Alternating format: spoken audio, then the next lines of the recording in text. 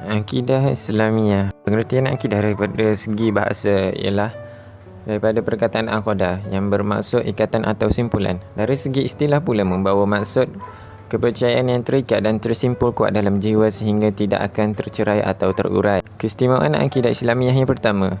Akidah Islamiah ialah akidah yang menyeluruh iaitu merangkumi unsur jasmani dan rohani, tiada mula dan akhir dan juga percaya kehidupan selepas mati.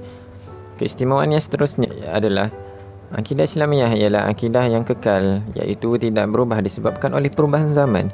Selain itu, akidah Islamiah juga ialah akidah yang sesuai sepanjang zaman dan menjadi penyusun dalam kehidupan.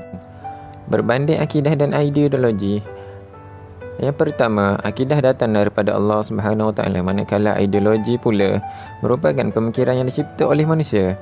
Yang kedua, akidah tidak berubah dan sesuai mengikut masa dan tempat, manakala ideologi berubah mengikut masa dan keadaan agar kepuasan manusia tercapai. Yang ketiga, akidah bersumber kerana Al-Quran dan Sunnah, manakala ideologi pula adalah mengikut hawa nafsu manusia dan akal sepenuhnya, sedangkan akal manusia adalah terbatas. Antara sejarah tokoh Islam berkaitan akidah ialah kisah Bilal bin Rabah. Bilal merupakan tokoh Islam yang terkenal dan antara yang paling awal memeluk Islam. Bilal adalah pelaung azam pertama dalam Islam. Bilal merupakan hamba yang pertama memasuki Islam. Apabila majikan Bilal yang bernama Umayyah mengetahui bahawa hambanya itu memasuki Islam, dia sangat marah. Maka Umayyah pun menyiksa Bilal dengan melentangkan Bilal menghadap matahari yang terik dan dadanya ditindih dengan batu yang besar sehingga membuatkan nafas Bilal berasa sesak.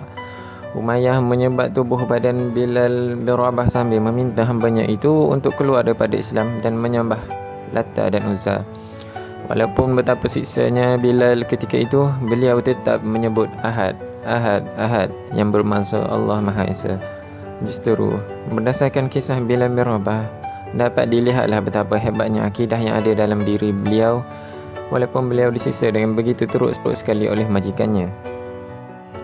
Dengan akidah yang dijunjung antara peranan mahasiswa Muslim ialah yang pertama, bersifat amanah dalam semua aspek, iaitu pemimpin mempunyai akidah yang mantap, sentiasa akan tunduk kepada perintah Allah Subhanahu Wa Taala dan sedar bahawa kuasa adalah amanah, bukannya satu jawatan yang mulia. Yang kedua, berani mempertahankan kebenaran atau mempertahankan keimanan kepada Allah Subhanahu Wa Taala tanpa diganggu gugat oleh mana-mana kuasa. Yang ketiga, membentuk peribadi seimbang, iaitu akidah dapat memberi pertolongan dalam membentuk peribadi yang seimbang dalam kehidupan. Yang keempat, menjadikan akidah sebagai sumber kekuatan jiwa. Dengan akidah, hati seseorang dapat dipenuhi dengan keamanan dan ketenangan, maka ia tidak akan dizalimi oleh berbagai perkara yang menakutkan. Yang penting, sebagai mahasiswa Islam, seharusnya menjadikan akidah sebagai sumber utama kekuatan jiwa untuk mencapai kecemerlangan di dalam semua bidang